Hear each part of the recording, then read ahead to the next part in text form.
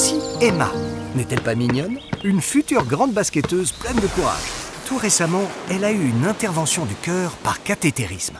Vous vous demandez forcément ce que c'est. Eh bien, il s'agit... d'une malformation cardiaque. Oui, c'est bien ça. J'avais un trou, là, au niveau du cœur. Et il a été bouché. Mais tu le sais depuis quand? Depuis ma naissance. Chaque année, je vois le docteur Jacques. Elle est cardiopédiatre et elle peut soigner les malformations cardiaques sans cicatrice chez les enfants ou les adultes. Il n'y a pas longtemps, pendant un rendez-vous, elle a décidé que j'étais assez grande pour être opérée. Mon papa était inquiet, mais moi, ça allait. Je voulais savoir comment ça allait se passer. Le docteur a expliqué que mon cœur était assez grand pour être opéré, mais que si on tardait, il grandirait mal et se fatiguerait trop vite. En vrai, le cœur, c'est simple. Il fait la taille d'une pomme et pèse 300 grammes. C'est une pompe qui reçoit du sang faible en oxygène. Après, il l'envoie vers les poumons pour faire le plein d'oxygène et le renvoie dans le corps pour l'apporter à nos cellules. Si le cœur ne fonctionne pas bien, on s'essouffle vite. Mais tout ça peut être évité avec l'opération. Papa a demandé si c'était dangereux. Dr Jacques a dit qu'il pouvait y avoir des petits soucis, mais c'est super rare, surtout si on le traite à temps. À la fin du rendez-vous, on a choisi la date de l'opération et le docteur nous a donné une pochette avec des documents qui expliquaient l'opération, les choses à faire avant et après et les papiers à signer pour dire que papa et maman étaient d'accord pour l'opération et qu'ils avaient tout compris. Tout un programme. Ouais, c'est clair. On a aussi rencontré l'anesthésiste. C'est le médecin qui m'endort pendant l'intervention. Il a demandé si j'avais des allergies et mes parents ont pu lui poser plein de questions.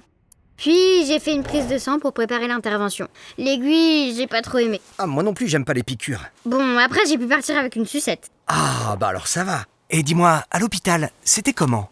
J'avais ma propre chambre et on m'avait pris des livres et des jeux. Je me souviens que j'avais trop faim. Maman m'a dit que je devais être à jeun avant l'opération. Du coup, mon ventre gargouillait tout le temps. Ce qui m'a rassurée, c'est que j'étais pas toute seule. Regarde, j'ai fait un selfie avec les autres opérés du cœur. Lui, c'est le petit Émile. Une de ses valves cardiaques ne fonctionne pas bien.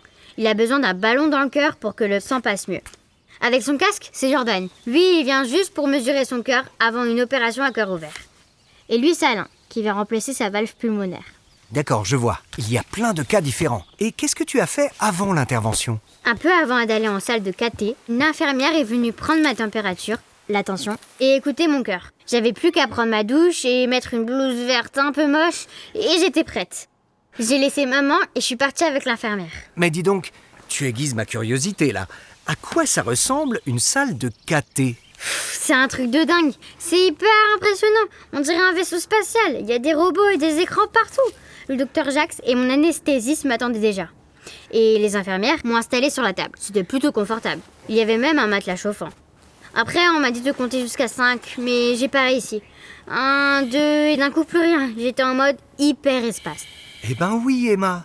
Tu étais sous anesthésie. Je vais te raconter tout ce qui s'est passé. Le docteur Jacques a mis un petit tuyau en plastique en haut de ta jambe. Ça s'appelle un introducteur. C'est comme une prise de sang. Et c'est grâce à ça que tu n'as pas de cicatrice ni de point de suture. Ça ne fait pas mal et ça ne saigne pas. C'est par cette petite porte que tout le matériel va passer. Le docteur commence à faire monter la sonde jusqu'au cœur. C'est très discret, on ne sent rien. Avec cette sonde, elle cherche le bon endroit dans ton cœur. Trouvé! Puis elle fait monter un parapluie replié sur lui-même et vissé à une tige en métal. Avant de lâcher le parapluie, elle fait une échographie pour vérifier que tout est bien en place. Puis elle libère le parapluie et elle retire les sondes. Elle refait une échographie de contrôle et ça y est, c'est terminé. Tu ne ressens donc rien durant l'intervention et tu rouvres les yeux en salle de réveil. J'avais un pansement sur ma jambe. Il y avait des infirmières tout autour de moi pour prendre à nouveau ma tension, ma température et poser des patchs pour vérifier mon cœur. Après quelques heures en observation, j'ai pu retourner dans ma chambre. C'était trop bien. Papa m'attendait avec une nouvelle balle de basket et j'ai enfin pu manger. Le soir, maman est restée dormir avec moi.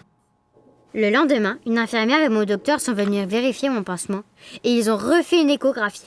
Le docteur a dit à maman de prendre ma température, de vérifier si j'avais les pieds chauds, de prendre de l'aspirine tous les jours et d'observer mon point de ponction. Il a donné un document à maman avec les contacts de tous les médecins si je me sens mal et surtout, j'ai reçu un super diplôme de courage. Ah, j'étais fière.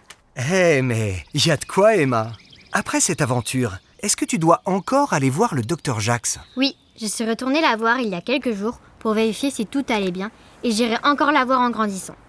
tu t'entraînes déjà un peu. Ça veut dire que tu peux rapidement reprendre le sport. Oui, mais je dois encore attendre quelques semaines avant de refaire du basket avec mon équipe.